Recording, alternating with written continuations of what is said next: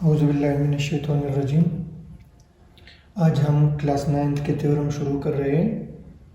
तो हमारे पास जो पहला थ्योरम है वो है चैप्टर 10 का, और हमारे पास आज थ्योरम है 10.1। तो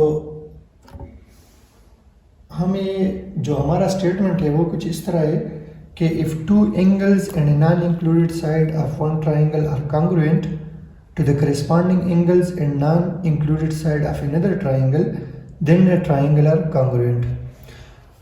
आज का जो हमारा स्टेटमेंट है वो थ्योरम 10.1 का, वो आप लोग खुद भी स्टडी कर सकते हैं। लेकिन उसमें गिवन ये है कि हमारे पास अगर टू एंगल्स और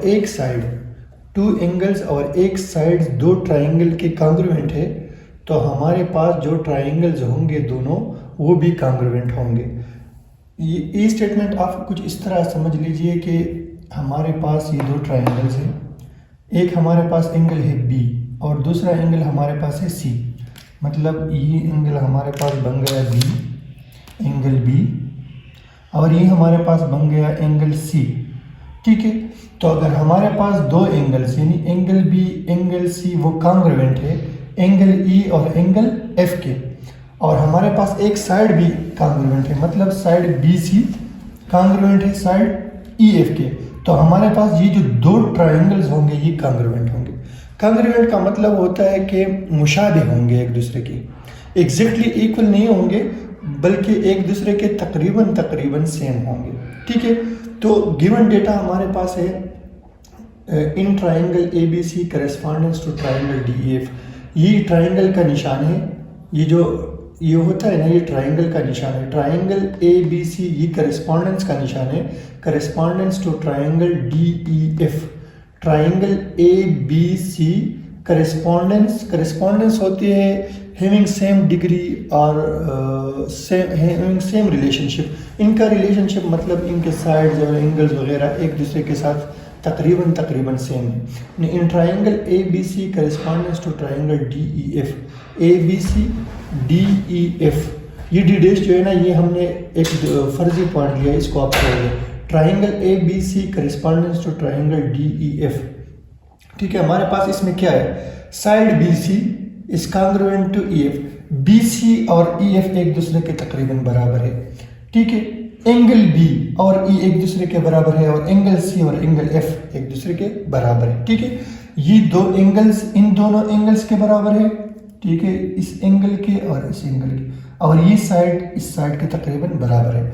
हमें क्या करना है, हमें ये प्रूव करना है कि ये ट्राइंगल इस ट्राइंगल के भी तकरीबन कॉन्ग्रुएंट है, मतलब तकरीबन सेम ही है इस ट्राइंगल के।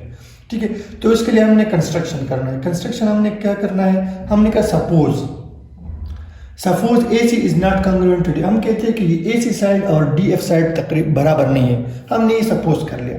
हम कहते हैं चलो ये साइड इस साइड के बराबर नहीं है, side A C is not congruent to side D F. ठीक है, take D dash on D F such that A C is congruent to D dash. ठीक है, हम कहते हैं कि ये ए सी जो है ना ये थोड़ा छोटा है डी एफ से। ठीक है, तो हम डी से थोड़ा अंदर एक पॉइंट ले लेते हैं किसी भी जगह पर, मतलब किसी भी फासले पर आप एक पॉइंट ले ले डी डैश। ठीक है, और वहां पर ये मार्क कर ले डी डैश और उससे एक लाइन ड्रा कर ए की तरफ। ठीक है, ताकि आपके पास एक दूसरा एंगल बन जाए, ये वाला इस साइड का अपना एक एंगल बन जाए। ठीक है, जॉइन डी डैश टू ई, हमने इसको जॉइन कर दिया। ठीक है, अभी आ जाए, देखो जब भी आपने वो सॉल्व करना होता है थ्योरम, तो आपको गिवन होता है स्टेटमेंट से आपने जो चीज़ें लेनी है उसको गिवन कहते हैं। फिर उसमें आपको कहता है कि ये प्रूव करो, तो वो तो प्रूव है। फिर आपने कुछ कंस्ट्रक्शंस करना होता है ताकि उसकी बिना पर आप अपना थ्योरम प्रूव कर सके। ठीक है, फिर आपने टेबल बनाना होता है, टेबल में आपने ये ऊपर आपने टाइटल देना होता है प्रूफ। ठीक है, प्रूफ के अंदर आपने टेबल बनाना है, दो कॉलम्स होंगे उसमें, एक कॉलम में आपने स्टेटमेंट देना है और उसका रीजन भी देना है। ठीक है, तो स्टेटमेंट और रीजन क्या होते हैं, स्टेटमेंट में आपने कुछ लिखना है, फिर आपने उसे कहाँ से लिया है। अगर आपने उसे उन स्टेटमेंट और ट्राइंगल से लिया है तो आपने उसे कहना है कि ये गिवन है। अगर आपने कुछ कंस्ट्रक्ट किया है या कोई प्रॉपर्टी उसमें यूज़ की है तो फिर आपने उसे वही करस्पॉन्डिंग चीज़ें लिखनी होती है, ठीक है। तो अभी मैं कहता हूँ कि in triangle A B C corresponds to triangle D dash E F, ठीक है। ट्राइंगल ए बी सी और डी डैश ई एफ की मैं बात कर रहा हूँ। अच्छा देख ले, ट्राइंगल ए बी सी और triangle D dash E F को, इसमें करस्पॉन्डेंस क्या है? Side B C is congruent to E F. ये तो हमने पहले से ही कहा हुआ है कि बी सी साइड जो है वो ई एफ के बराबर है, तकरीबन कॉन्ग्रुएंट है, ठीक है। Angle C is congruent to angle F, वो भी पहले से मौजूद है, एंगल सी और एंगल एफ कॉन्ग्रुएंट है। Side A C is congruent to side D dash F. अभी ये देख ले, हमने पहले कहा हुआ है कि चलो हम सपोज करते हैं कि ए सी और डी एफ बराबर नहीं है, तो उसके लिए जो पॉइंट हमने लिया है कि ए सी और डी डैश एफ बराबर होंगे, तो ये हमने खुद से सपोज किया है, तो इसलिए हम इसको लिखेंगे यहाँ पर सपोजिशन। समझ आ गई? पहले ही मैंने बता दिया कि आपने स्टेटमेंट जहाँ से लेनी है उसका रीज़न लिखना है। तो ये देखें, ये मैंने ए बी सी और डी डैश ई एफ में ये जो चीज़ें ली है, यानी side B C E F के बराबर है, ये ऑलरेडी हमें गिवन है, ठीक है। Side B C E F के बराबर है, ये गिवन है। एंगल सी एंगल एफ के बराबर है, ये भी ऑलरेडी गिवन है, ठीक है। और ए सी साइड जो है वो डी डैश एफ के बराबर है, ये हमने सपोज किया, ठीक है। हेंस आपके पास क्या आ गया कि triangle A B C is congruent to triangle D dash E F, क्योंकि हमने सपोज ही कर दिया कि ए सी भी डी डैश एफ के बराबर है, ठीक है। अगर वो भी बराबर हो गए तो ये देखो, ये साइड डी डैश एफ अगर ए सी के बराबर हो गया, ई एफ बराबर हो गया बी सी के, और इंक्लूडेड एंगल भी, यानी इनके बीच जो एंगल है वो भी बराबर हो गए, तो इसको हम कहते हैं साइड एंगल साइड पोस्टुलेट, कि ये साइड एंगल और साइड, ये साइड एंगल और साइड अगर इस साइड एंगल और साइड के बराबर हो गए तो ये दोनों ट्राइंगल जो है ये हमारे पास क्या हो गए? कॉन्ग्रुएंट हो गए। तो ये देख ले, triangle A B C is congruent to triangle D dash E F. समझ आ गई? ये साइड डी डैश एफ के बराबर हो गया, ये साइड ई एफ के बराबर हो गया, और इंक्लूडेड एंगल यानी angle C is equal to is congruent to angle F. अगर ये साइड एंगल और साइड इस साइड एंगल और साइड के कॉन्ग्रुएंट हो गए तो ये ट्राइंगल हमारे पास इस ट्राइंगल के कॉन्ग्रुएंट हो गया, ठीक है। तो इसको हम कहते हैं साइड एंगल साइड पोस्टुलेट, या side angle side is congruent to side angle side, ठीक है। Hence angle B is congruent to angle D dash E F. अगर ये ट्राइंगल इस ट्राइंगल के कॉन्ग्रुएंट हो गया तो हमें ये भी पता चलता है इससे कि ये एंगल इस एंगल के बराबर होगी, कॉन्ग्रुएंट होगी ये एंगल। मैं आपको दिखाते देता हूँ ये वाला एंगल। क्यों?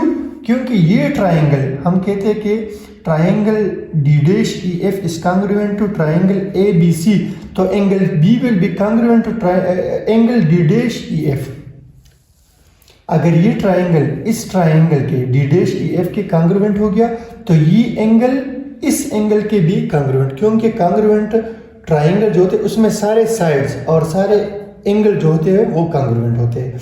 तो ये एंगल इस एंगल के कॉन्ग्रुएंट हो गया, ये एंगल इस एंगल की कॉन्ग्रुएंट हो गई, ये एंगल इस एंगल की कॉन्ग्रुएंट हो गई, और ये तीनों साइड इन तीनों साइड इस साइड और इस साइड के कॉन्ग्रुएंट हो गए।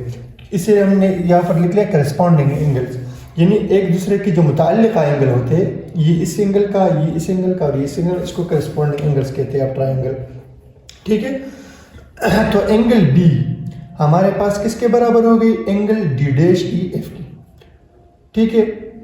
हाँ, फिर लेकिन हमें क्वेश्चन में ऑलरेडी गिवन है कि एंगल बी एंगल ई के बराबर है, एंगल बी इस टोटल एंगल के बराबर है। ये देख ले, angle B is equal to this angle, वो तो हम ऑलरेडी गिवन है हमारे पास, तो हम वो भी लिख लेते। अभी देखो, angle B is congruent to angle D dash E F, इसके कॉन्ग्रुएंट है, और angle B is congruent to angle D E F. मतलब जो पॉइंट हमने लिया है उससे छोटा, उससे थोड़ा आगे, वो पॉइंट हमारा तकरीबन इसी पॉइंट पे आ रहा है। यानी हमने ये फर्जी पॉइंट लिया है कि चलो हम ये फर्ज कर ले कि जो ए सी साइड कॉन्ग्रुएंट है वो थोड़ा इससे छोटा है और वो अंदर है, लेकिन हमारे पास यहाँ से ये जाहिर हो रहा है कि जो पर्जी पॉइंट है वो एग्जैक्ट इस पॉइंट पे आ रहा है। ये देख लेना, angle B is congruent to angle D dash E F. Angle B आपके बराबर है तकरीबन angle D dash E F के, और ऑलरेडी हमें गिवन है कि एंगल बी बराबर है तक कांग्रुएंट है एंगल डी ई एफ के। तो इससे ये जाहिर होता है कि ये दोनों एंगल जो हमारे पास है ना, डी ई एफ और डी डैश ई एफ, ये कांग्रुएंट है। ठीक है, तो हम इसलिए लिखते हैं angle D dash E F is congruent to angle D F, और इसको हम ट्रांजिटिव प्रॉपर्टी कहते हैं। देख ले आप खुद, हमें गिवन है कि हमने ये ऑलरेडी मालूम किया कि एंगल बी हमारे पास कितने किसके बराबर है, angle D dash E F के, और हमें गिवन है कि एंगल बी हमारे पास, ये देख ले, एंगल बी बराबर है एंगल ई के। एंगल ई हमारे पास क्या है, डी एफ के। तो ये दोनों एंगल हमारे पास क्या हो गई, कांग्रुएंट हो गई। ठीक है, तो इसीलिए जो हमारा this implies that side E D is congruent to E D dash. ये ई डी और ई डी डैश ये तक क्या है, कांग्रुएंट है, तकरीबन सेम है। ठीक है, मैंने कहा ना कि ये पॉइंट यहाँ पर नहीं है, ये पॉइंट एग्जैक्ट इसी पॉइंट पर है। And this A C side is congruent to D F, और ए सी साइड हमारे पास डी एफ के बिल्कुल बराबर हो गया। मैंने कहा ना कि ये पॉइंट यहाँ पर है। ठीक है, in triangle A B C, फिर उस correspondence in triangle A B C correspondence to triangle D F. पहले हमने D dash E F correspondence की थी, अभी हम करेस्पॉन्डेंस करेंगे ए बी सी की, ट्राइंगल ए बी सी के ट्राइंगल डी ई एफ से। ठीक है, साइड बी सी इस कांग्रुएंट टू ई एफ, ये हमें गिवन है, ऑलरेडी गिवन है कि साइड बी सी हमारे पास ई एफ की कांग्रुएंट है। साइड ए सी इस कांग्रुएंट टू डी एफ। ठीक है, ये हमने प्रूव कर लिया ऑलरेडी कि डी एफ और ए सी साइड जो है ना वो हमारे पास कांग्रुएंट है, ये हमने यहाँ से प्रूव कर लिया, ये देख ले।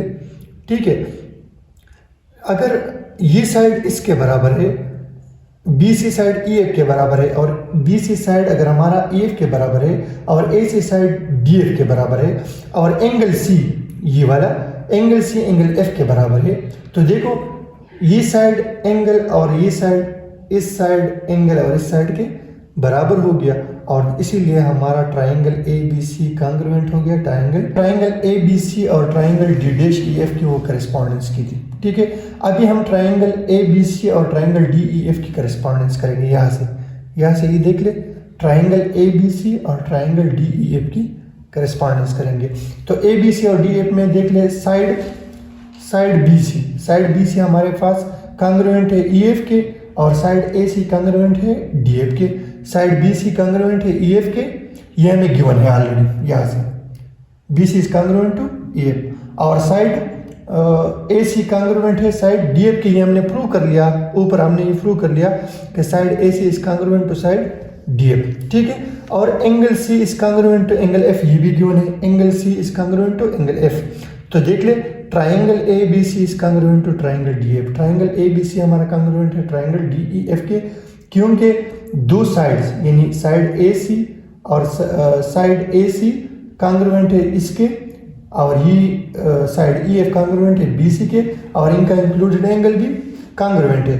तो इसको हम कहते हैं side angle side postulate, side angle side. ये साइड इस साइड के कांग्रुएंट है, ये एंगल इस एंगल के कांग्रुएंट है, ये साइड इस साइड के कांग्रुएंट है, तो इसको हम कहते हैं साइड एंगल साइड पोस्टुलेट। और इससे हमने ये प्रूव कर लिया कि triangle A B C is congruent to triangle D F, triangle A B C is congruent to triangle D F, ये हमारा प्रूफ था। ये देखो, triangle A B C is congruent to triangle D F, इसको हम कहते हैं side angle side postulate, और ये हमने प्रूव कर लिया। ये था आज आपका पहला थ्योरम। इंशाल्लाह अगर आप चाहें तो हम इसको शॉर्टकट भी बना सकते हैं, और अगर किसी चीज़ की समझ नहीं आई हो तो कमेंट्स में लिख लीजिए, वो आपको क्लियर हो जाएगा। Thank you.